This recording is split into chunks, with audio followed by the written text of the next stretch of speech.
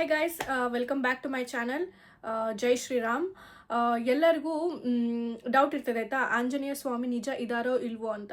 So ನಾನು research ಮಾಡಿರೋ ಪ್ರಕಾರ ಆಂಜನೇಯ ಸ್ವಾಮಿ ಇದ್ದಾರೋ ಇಲ್ವೋ ಅಂತ ಈ ವಿಡಿಯೋದಲ್ಲಿ ಹೇಳ್ತೀನಿ. ಈ ವಿಡಿಯೋನ ಎಂಡ್ ತನಕ ನೋಡಿ ಆಯಿತಾ. ಯಾರ್ಯಾರು ಆಂಜನೇಯ ಸ್ವಾಮಿ ಭಕ್ತಿರ್ತಿರಲ್ಲ ಅವರಿಗೆ ಈ ವಿಡಿಯೋ ಆಯಿತಾ ಗೈಸ್. ಸೊ ನಾನು ರಿಸರ್ಚ್ ಮಾಡಿದ ಪ್ರಕಾರ ಸ್ವಲ್ಪ ಜನ ಹೇಳ್ತಾರೆ ನಿಜ ಇದ್ದಾರೆ, ಇಲ್ಲ ಹಾಗೆ ಹಿಂಗೆ ಅಂತ, ಸ್ವಲ್ಪ ಜನ ನಂಬಲ್ಲ ಆಯಿತಾ. ಸೊ ನಾನು ತುಂಬ ವರ್ಷದಿಂದ ರಾಮಾಯಣ ಮಹಾಭಾರತ ಎಲ್ಲ ನೋಡ್ಕೊಂಡು ಬಂದಿದ್ದೀನಿ ಗೈಸ್. ನಾನು ಅದನ್ನು ತುಂಬ ರಿಸರ್ಚ್ ಮಾಡ್ತಾ ಇರ್ತೀನಿ. ಎಲ್ಲದು ಅವ್ರೇನೇನು ಈಗ ವಾಲ್ಮೀಕಿ ರಾಮಾಯಣದಲ್ಲಿ ಏನು ಬರೆದಿದ್ದಾರೆ, ಆಮೇಲೆ ತುಳಸಿದಾಸ್ ರಾಮಾಯಣದಲ್ಲಿ ಏನು ಬರೆದಿದ್ದಾರೆ, ಎಲ್ಲದು ನಾನು ನೋಡಿಕೊಂಡು ರಿಸರ್ಚ್ ಮಾಡಿ ಪ್ರಕಾರ ಆಂಜನೇಯ ಸ್ವಾಮಿ ನಿಜ ಇದ್ದಾರೆ, ಇವಾಗಲೂ ಇದ್ದಾರೆ. ಅವ್ರು ಎಲ್ಲಿದ್ದಾರೆ ಅಂದರೆ ಅವರು ಹಿಮಾಲಯದಲ್ಲಿ ಕುತ್ಕೊಂಡು ತಪಸ್ ಮಾಡ್ತಾ ಇದ್ದಾರೆ ಗೈಸ್ ಆಯಿತಾ. ಸೊ ರಾಮಾಯಣ ನಾನು ನೋಡಿದ್ದು ಲಾಕ್ಡೌನ್ ಟೈಮಲ್ಲಿ ರಾಮಾಯಣ ನಾನು ನೋಡೋಕ್ಕೆ ಸ್ಟಾರ್ಟ್ ಮಾಡಿದೆ. ಫಸ್ಟ್ ನಾನು ಸ್ಟಾರ್ಟ್ ಮಾಡಿದೆ ರಾಮಾಯಣನ. ಈಗ ಎಲ್ಲ ಪಿಕ್ಚರ್ ಬಂದಿದೆ ರಾಮಾಯಣ, 1 ತಾಸಲ್ಲಿ 2 ತಾಸಲ್ಲಿ ಮೂವಿ ಫುಲ್ಲು ರಾಮಾಯಣ 1-2-3 ತಾಸಲ್ಲಿ ತೋರಿಸ್ಬಿಡ್ತಾರೆ. ಅದೆಲ್ಲ ನಿಮಗೆ ಎಲ್ಲ ಕಟ್ ಮಾಡಿ ತೋರಿಸ್ತಾರೆ. ಅದು ನೋಡ್ಲಿಕ್ಕೆ ಹೋಗ್ಬೇಡಿ. ನಾನು ಹೇಳೋದು ಅಂತ ಅಂದರೆ ಒಂದು ಸೀರಿಯಲ್ ಉಂಟು, ಒಳ್ಳೆ ರಾಮಾಯಣ ಸೀರಿಯಲ್ ಅಂತ ಹಿಂದಿಲಿ ಉಂಟು. ಅದನ್ನು ನೋಡಿ ಎಲ್ಲ ಡಿಟೇಲಾಗಿ ತೋರಿಸಿದ್ದಾರೆ, ಒಳ್ಳೆ ಇದೆ.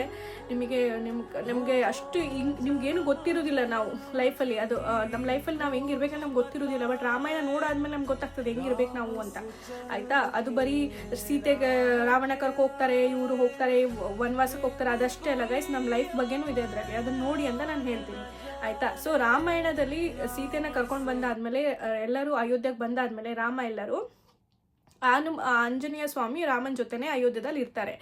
ಅವರಿಗೆ ರಾಮನ್ ಬಿಟ್ಟು 1 ನಿಮಿಷನೂ ಆ ಕಡೆ ಈ ಕಡೆ ಹೋಗಲ್ಲ ಆಯ್ತಾ. ರಾಮನ್ಗೆ ಏನಾದರೂ ಆಗ್ಬಿಟ್ರೆ ಅಂತ ಅಷ್ಟು ಪ್ರೀತಿ ಇರುತ್ತೆ ಆಂಜನೇಯ ಸ್ವಾಮಿಗೆ ರಾಮನ ಮೇಲೆ.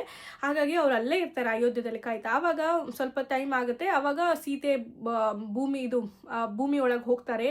ಅದು ಮತ್ತೆ ಏನೇನೋ ಆಗುತ್ತೆ. ಸೀತೆ ಮತ್ತೆ ವನವಾಸಕ್ಕೆ ಹೋಗ್ತಾರೆ, ಮತ್ತೆ ಬಂದವ್ರ ಮಕ್ಕಳು ಬರ್ತಾರೆ.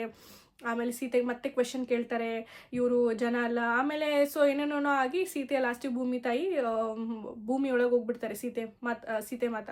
ಅದು ಅಲ್ಲಿ ತನಕನೂ ಆಂಜನೇಯನ್ನ ತೋರಿಸಿದ್ದಾರೆ ರಾಮಾಯಣದಲ್ಲಿ, ಅಯೋಧ್ಯದಲ್ಲೇ ಇರೋದು. ಆಮೇಲೆ ಏನಾಗ್ತದೆ ಅಂದರೆ ರಾಮ ಸ್ವಲ್ಪ ವರ್ಷ ಇದ್ಬಿಟ್ಟು ನಾನು ಎಲ್ಲ ನಂದು ರಾಜ್ಯ, ಅವರು ಅಯೋಧ್ಯದಲ್ಲಿ ರಾಜ ಆಗಿರ್ತಾರಲ್ಲ, ಎಲ್ಲದು ನೋಡಿಕೊಂಡು ನಾನು ವಿಷ್ಣು ಅವತಾರ ಅಲ್ವಾ. ಸೊ ಅವರು ನನ್ನ ಟೈಮ್ ಬಂತು, ನಾನು ಹೋಗ್ಬೇಕೀಗ ಅಂತ ಅಂದಾಗ ಅವ್ರು ಏನು ಮಾಡ್ತಾರೆ ಅಂದರೆ ಆಂಜನೇಯ ಸ್ವಾಮಿಗೆ ಹೇಳ್ತಾರೆ, ನೀನು ಚಿರಂಜೀವಿ, ನಾನು ನಿನಗೆ ಕೊಡ್ತಾ ಇದ್ದೀನಿ, ಒಂದು ಶಕ್ತಿ ಕೊಡ್ತಾ ಇದ್ದೀನಿ, ನೀನು ಚಿರಂಜೀವಿ ಆಗಿರಬೇಕು, ನೀನು ಇಲ್ಲೇ ಇರಬೇಕು, ಎಲ್ಲ ಯುಗದಲ್ಲೂ ನಾನು ಬರ್ತೇನೆ. ಈಗ ಯುಗ ರಾಮಾಯಣ ನಡೆದದ್ದು ಯುಗದಲ್ಲಿ ಗೈಸ್, ಆಮೇಲೆ ಮಹಾಭಾರತ ನಡೆದದ್ದು ದ್ವಾಪರ ಯುಗದಲ್ಲಿ. ಸೊ ನಾನು ಎಲ್ಲ ಯುಗದಲ್ಲೂ ಬರ್ತೀನಿ, ಅವಾಗ ನೀನು ಇರಬೇಕು ನನ್ನ ಜೊತೆ ಸಹಾಯ ಮಾಡೋಕ್ಕೆ, ನನಗೆ ನೀನು ನನ್ನ ಬಗ್ಗೆ ಜನರಿಗೆ ತಿಳಿಸ್ಬೇಕು ನೀನು ಅಂದ್ಬಿಟ್ಟು ಏನು ಮಾಡಿದ್ದು ಆಂಜನೇಯ ಅಂತ ಹೇಳ್ತಾರೆ ಆಂಜನೇಯಕ್ಕೆ. ಅದಕ್ಕೆ ಆಂಜನೇಯ ಸ್ವಾಮಿ ಹಿಮಾಲಯದಲ್ಲಿ ಕೂತ್ಕೊಂಡು ತಪಸ್ ಮಾಡ್ತಾ ಇದ್ದಾರೆ, ಇವಾಗಲೂ ಇದ್ದಾರೆ. ಆಮೇಲೆ ಮಹಾಭಾರತದಲ್ಲಿ ಕೂಡ ಆಂಜನೇಯ ಸ್ವಾಮಿನ ತೋರಿಸ್ತಾರೆ. ಸ್ವಲ್ಪ ಅವರು ಪಾಂಡವರೆಲ್ಲರೂ ಕಾಡಿಗೆ ಹೋದಾಗ ಆಂಜನೇಯ ಸ್ವಾಮಿ ಸಿಗ್ತಾರೆ ಕಾಡಲ್ಲಿ, ದೊಡ್ಡದಾಗಿ ಮಲ್ಕೊಂಡಿರ್ತಾರೆ. ಆವಾಗ ಯಾರಿದು ಇಷ್ಟು ದೊಡ್ಡ ಪ್ರಾಣಿ ಹಿಂಗಿದೆ ಹಿಂಗಂತ ಮಾತಾಡಿದಾಗ ಅವರೆಲ್ಲ ಹೇಳ್ತಾರೆ. ಸೊ ಆಮೇಲೆ ಯುದ್ಧ ನಡಿಬೇಕಾದ್ರು ಅರ್ಜುನನ್ ರಥದಲ್ಲಿ ಆಂಜನೇಯ ಸ್ವಾಮಿ ಬಂದು ಅವ್ರದ್ದು ಫ್ಲಾಗ್ ಇರುತ್ತೆ, ಆ ಫ್ಲಾಗಲ್ಲಿ ಆಂಜನೇಯ ಸ್ವಾಮಿ ಇರ್ತಾರೆ. ಸೊ ಹಾಗಾಗಿ ಆಂಜನೇಯ ಸ್ವಾಮಿ ನಿಜ ಇದ್ದಾರೆ ಗೈಸ್.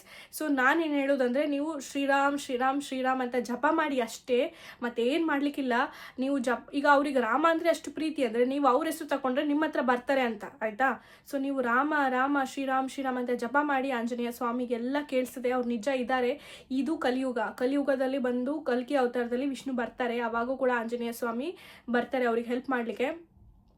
ಅದು ಇನ್ನೂ ತುಂಬ ವರ್ಷ ಆಗಬೇಕು, ಅವಾಗೆಲ್ಲ ನಾವು ಎಲ್ಲಿರ್ತೇವೆ ನಾವು ಗೊತ್ತಿಲ್ಲ. ಸೊ ಈಗ ನೀವು ಒಳ್ಳೆ ಕೆಲಸ ಮಾಡಿ, ಈಗ ಒಳ್ಳೆ ಜಪ ಮಾಡಿ, ದೇವ್ರ ಜಪ ಎಲ್ಲ ಮಾಡ್ಕೊಂಡು ಕೂತ್ಕೊಂಡ್ರೆ ಆವಾಗ ಆ ಟೈಮಲ್ಲಿ ದೇವ್ರು ಯಾವಾಗ ಕಲ್ಕಿ ಅವತಾರದಲ್ಲಿ ಬರ್ತಾರಲ್ಲ ಅವಾಗೂ ನಾವು ಹುಟ್ಟಿ ಬರ್ಬೋದು, ಹೇಳಲಿಕ್ಕಾಗಲ್ಲ. ಇನ್ನೂ ಈಗ 5,000 ವರ್ಷ ಅಷ್ಟೇ ಮುಗ್ದದೆ, 5 ಲಕ್ಷ ವರ್ಷ ಇರ್ತದೆ, ಅದ್ರಲ್ಲಿ 5,000 ಅಷ್ಟೇ ಮುಗ್ದದೆ. ಸೊ ನಾವು ಮತ್ತೆ ಹುಟ್ಟಿ ದೇವ್ರು ನಾವು ನೋಡ್ಬೇಕಂದ್ರಾಗ ನೋಡ್ಬೇಕಂತ ಆಸೆ ಇದ್ದರೆ ನೀವು ಇವಾಗಲೇ ಒಳ್ಳೆ ಕೆಲಸ ನೀವು ಮಾಡ್ತಾ ಹೋದ್ರೆ ನೀವು ಕೃಷ್ಣನ್ನ ತಲುಪ್ತೀರಾ. ಆವಾಗ ನಾವು ಆ ದೇವರು ಇರೋ ಟೈಮಲ್ಲಿ ನಾವು ನಮ್ಮ ಆತ್ಮ ಮತ್ತೆ ಹುಟ್ಟಿ ಬರುತ್ತೆ, ನಾವು ದೇವ್ರನ್ನ ನೋಡ್ಬೋದು ಅಷ್ಟೇ. ನನ್ನ ಮನಸ್ಸಲ್ಲೂ ಅಷ್ಟೇ ಇದೆ ಗೈಸ್. ನಾನು ಈ ಸೋಲ್ ಇದೆಲ್ಲ, ಇದು ಸೋಲು ಯಾವತ್ತೂ ಸಾವಿಲ್ಲ ಇದಕ್ಕೆ. ನನ್ನ ಬಾಡಿ ಅಷ್ಟೇ ಹೋಗೋದು, ಬಟ್ ಸೋಲ್ ಹಂಗೆ ಇರುತ್ತೆ. ನನ್ನ ಮೈಂಡು, ನನ್ನ ಥಿಂಕಿಂಗು, ನನ್ನ ಯೋಚನೆ ಹೆಂಗಿರುತ್ತೆ ಎಲ್ಲ ಹಂಗೆ ಇರುತ್ತೆ, ಬಟ್ ನನ್ನ ಬಾಡಿ ಇರಲ್ಲ ಅಷ್ಟೇ. ಬಟ್ ನಾನು ಮತ್ತೆ ಹುಟ್ಟಿ ಬರ್ತೀನಿ, ಕೃಷ್ಣನ ಹತ್ರ ತಲುಪಬೇಕು, ಕೃಷ್ಣನ ನೋಡಬೇಕು ಅಂದರೆ ನಾವು ಒಳ್ಳೆ ಕೆಲಸ ಮಾಡಬೇಕು. ರಾಮನ್ ಜಪ ಮಾಡಿ, ಶ್ರೀರಾಮ್ ಶ್ರೀರಾಮ್ ಶ್ರೀರಾಮ್ ಅಂತ ಜಪ ಮಾಡಿ ನಿಮಗೆ ಎಲ್ಲ ಒಳ್ಳೇದಾಗ್ತದೆ ಅಂತ ಹೇಳ್ತೇನೆ ಗೈಸ್. ಮತ್ತೆ ನಾನು ಈ ಥರ ವೀಡಿಯೋಸ್ ರಾಶಿ ಹಾಕ್ತಾ ಇರ್ತೇನೆ ಆಯಿತಾ. ಆಲ್ರೆಡಿ ನಾನು ವೀಡಿಯೋಸ್ ಎಲ್ಲ ತುಂಬ ಮಂತ್ರದ ಬಗ್ಗೆ ಎಲ್ಲ ಹಾಕಿದ್ದೀನಿ, ಹೋಗಿ ಚೆಕ್ ಮಾಡಿ. ಆಮೇಲೆ ನಾನು ಹಿಂದೂ ಧರ್ಮದ್ದು ಏನು ಅಂತ ಎಲ್ಲ ರಿಸರ್ಚ್ ಮಾಡಿ ಎಲ್ಲ ತಿಳಿಸ್ತಾ ಇರ್ತೀನಿ. ನಿಮ್ಮ ಸಪೋರ್ಟ್ ಬೇಕು ನನಗೆ. ಮತ್ತು ಡೈಲಿ ವ್ಲಾಗ್ ಕೂಡ ಮಾಡ್ತೀನಿ, ನಾನು ಡೇ ಟು ಡೇ ಲೈಫಲ್ಲಿ ಏನು ಮಾಡ್ತಿದ್ದೀನಿ ಅಂತ ಅದನ್ನು ಹಾಕ್ತೀನಿ ಈಗ ಯೂಟ್ಯೂಬಲ್ಲಿ. ಸೊ ಅಷ್ಟೇ ಹೇಳ್ತಾ ಈ ವಿಡಿಯೋ ಮುಗಿಸ್ತಾ ಇದ್ದೀನಿ ಗೈಸ್. ಮತ್ತೆ ಸಿಗ್ತೀನಿ ನೆಕ್ಸ್ಟ್ ವೀಡಿಯೋದಲ್ಲಿ. ಬಾಯ್.